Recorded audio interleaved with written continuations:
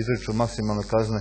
Mi imamo razne mešetare koji svemu tome rade. Ali kako je moguće da ti advokatski lobiji ruše? Pitajte ovi u pravosuđu. Ja više ne znam što da u tom pogledu kažem. Mislim, to, osim javnog poziva, javne molbe, dajte ljudi da zaštitimo javni interes, narodni interes. Nemoguće je po logici stvari da se radilo ono u prošlosti što je rađeno. Ili da se sada nešto radi na štetu društva što se radi. Zaštitite to. Dajte mi predloge zakona da zaštitimo. Da ne dozvolimo. Nemoguće su one vrste privatizacije. Pa zar neko može da na kraju svega toga kad se desi, da utvrdi da su privatizacije recimo Boske u Banja Luci ili ove davanje u zakup ovih prostora da je to fair. Da je to bilo korektno. Ili da je bilo korektno silna ta prodaja preduzeća banaka po 1 euro i mnogo čega drugog. Pa šta je osnovni problem kada je u pitanju istrage specijalnog tužilaštva i činjenice koje pokazuju da su... Pitajte ljude iz specijalnog tužilaštva. Ja ovde pred javnosti, ovo je dobra prilika, ja imam svoj dio odgovornosti za funkcionisanje pravosudnog sistema.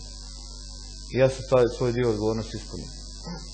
Mene i ovu vladu ne treba niko da proziva za neuspjeh na tom planu. Izvolite, pitajte sudije zašto je moguće da nešto se uradi se na štetu društva, a on smatraju da je to fair, da je to urađeno. Moja je bila odgovornost da predložim specijalno tužilaštvo, zakon, i smo usvojili zakon. Moja odgovornost je bila i vlade da odobrimo budžetska sredstva za realizaciju tog projekta, da obezbedimo logistiku za sve to, da obezbedimo smještaj, dakle dio logistike i smještaj, da obezbedimo dobre plate ljudima koji će to raditi, da obezbedimo potpunu korelaciju i sinhronizaciju aktivnosti MUP-a Republike Srpske sa specijalnim tužilaštvom. Mi smo to sve odradili. Ja nisam adresa za ta pitanja. Ako hoćete da pitate zašto je neko presudio da ljudi koji ukradu 5 miliona na porez i prihvate da odlože 6 mjeseci zatvora, a u to nakon mjesec dana slobodno odaju po kući, onda to pitajte sudije. Nemojte mene pitati, ja to zaista ne znam. Ja sigurno ne bi tako sudio da ih... Dobro, to je onda uticaj ili miješanje u rad pravosuđa. Pa, a onda, mislim da to treba da bude jasno. Svakom čovjeku ovdje treba, evo, ja sam spreman na dodatnu odgovornost u toj sektoru. Nek mi se kaže šta ja kao predsjednik vlade treba da iniciram ili još da uradim. Ja sam spreman da to uradim. Ali imate jedan potpuno nakaradan sistem. Hajde napravite analizu, ima li gdje na svijetu institucija koja se zove Visoki sudski tužilački savjet, koji je sastavljen od sudija i tužilaca koji sam sebe bira, imenuju i usvaja izvještaje o svom radu. Jel ima igdje na svijetu? Ako ima igdje na svijetu, evo ja podnijetu ostavku. Nikad se baviti više politikom neće. A to je instalisano. Pogledajte, vi imate sad nekog tamo, neki ljude koji imenuju sudije, sam odlučuju da li dobro rade, ne rade, odlučuju kakve će plate imati, sve on odlučuju. Sve pod plaštom nezavisnosti, pravosuđa i tako dalje. Znate, a pošto to je jedan stup vlasti, druga je izvršna vlast i treći zakonodavna vlast. Na izvršnu vlast možete da pljujete i radite što god hoćete. Ali ako dirnete slučajno neku priču o sudiji, onda je naravno, onda je to propast svijeta, ali tako? Usput sudije mogu da komentarišu i da imaju svoje mišljenje o ljudima iz politike, ali ako politika bilo šta kaže oko pravosuđa, onda je to miješanje u neku fazi nezavisnosti. Ja se slažem da sudija ima pravo i slobodu da odluči o stepenu kazne i izrečene sankcije. I to je njegova nezavisnost.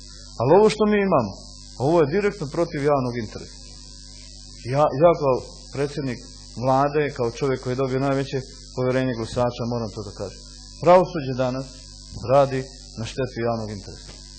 Evo, rekli ste već da ste dobili veliko povjerenje građana. Gospodine Dodik, i posljednje ispitivanje javnog mnijenja govori da i dalje uživate veliku podršku i to preko 70% stanovništva Republike Srpske, da ta podrška konstantno raste i nakon izbora.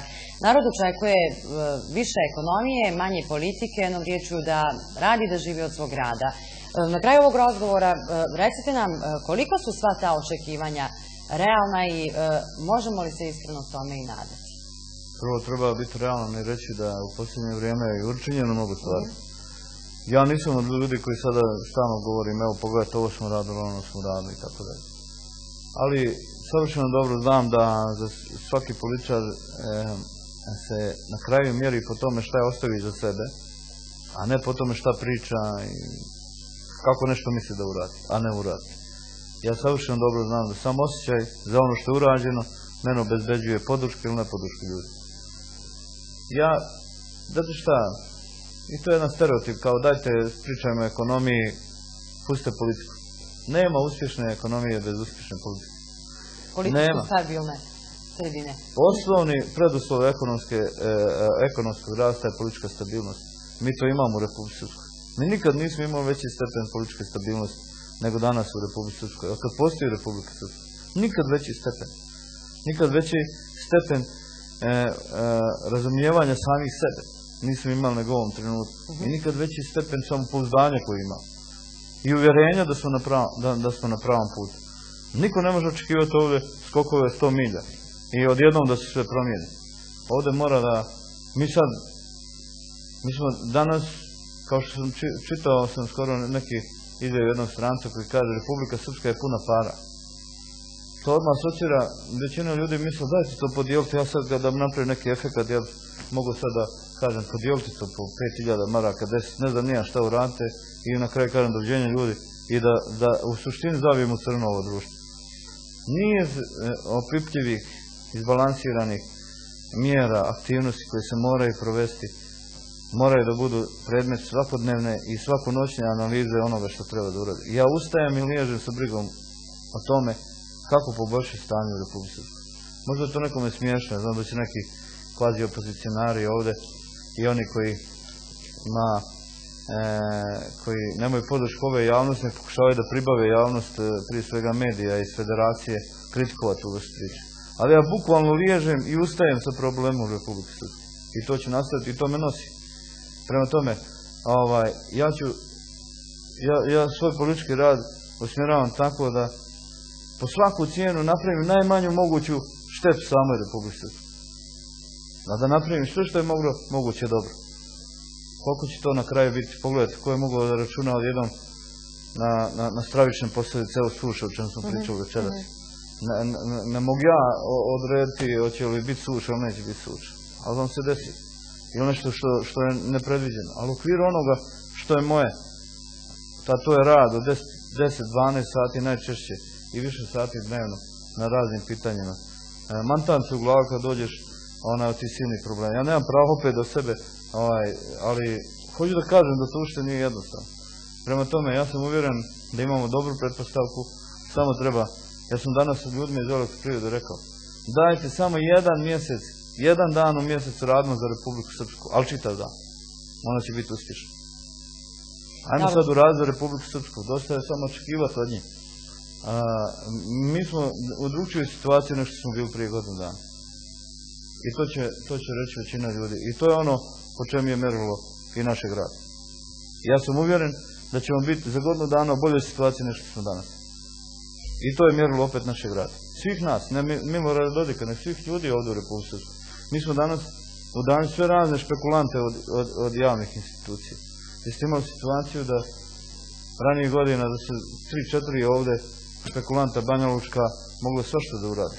Danas to dobro, znamo šta smo imali, vjerovatno to znaju i građani kada vam daju toliko podršku. Gospodine Dodik, evo drago mi je što ćemo ovako optimistično završiti večerašnju emisiju.